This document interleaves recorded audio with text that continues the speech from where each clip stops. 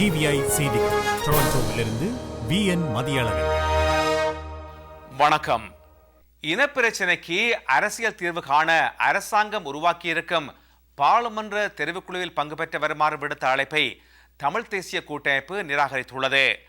அரசாங்கத்துடன் நாம் நடத்தி வருகின்ற பேச்சுவார்த்தைகளின் முடிவில் காணப்படும் இணக்கப்பாட்டை தெரிவுக்குழுவின் முன்னர் வைத்து பரிசீலனை செய்யும் போது அதில் பங்கு பெறுவது குறித்து யோசிக்கலாம் என அரசாங்கத்திடம் தாம் இன்று தெரிவித்திருப்பதாக கூட்டமைப்பின் தலைவர் இரா சம்பந்தர் தெரிவித்தார்.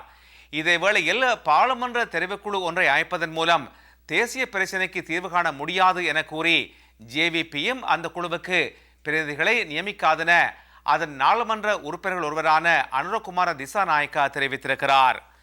முல்லை பெரியாறு அணை விவகாரத்தில் கேரள மாநில பாராளுமன்ற உறுப்பினர்கள் பொய் பிரச்சாரம் மேற்கொண்டு வருவதாக கூறி அதற்கு எதிராக தமிழக மாநில பாராளுமன்ற உறுப்பினர்கள் புதுடில்லியில் உள்ள பாராளுமன்ற கட்டத்திற்கு வெளியே ஆர்ப்பாட்டம் நடத்தியிருக்கிறார்கள்.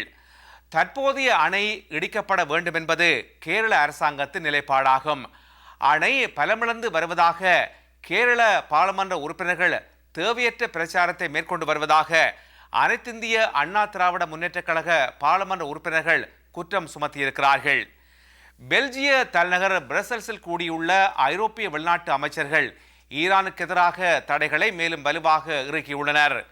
ஈரானிய எண்ணெய் விநியோகத்திற்கும் தடை விதிப்பது குறித்த சாத்தியக்கூறுகளை அவர்கள் ஆராய்ந்துள்ளனர். எதிர்வரும் ஜனவரி மாதம் இடம்பெறும் அடுத்த கூட்டத்தின் போது ஈரானுக்கு எதிராக புதிய தடைகளை விதிப்பது என்றும் இன்றைய கூட்டத்தில் முடிவு செய்யப்பட்டது. விரிவான செய்திகள் TVIயின் செய்தி அறிக்கையிலே இடம்பெறும்.